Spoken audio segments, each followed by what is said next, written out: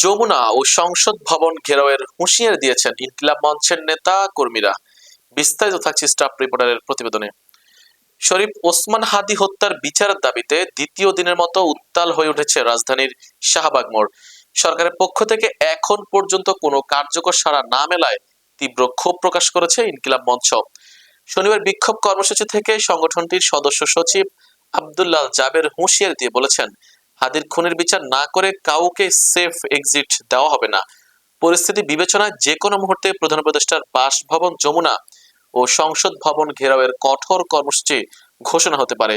শাহবাগের অবস্থান কর্মসূচি থেকে ছাত্র জনতা হাদি খুনিদের গ্রেফতার এবং এর নেপথ্যের পরিকল্পনাকারীদের চিহ্নিত করার দাবিতে মুহুর্মুহু স্লোগান দিচ্ছেন।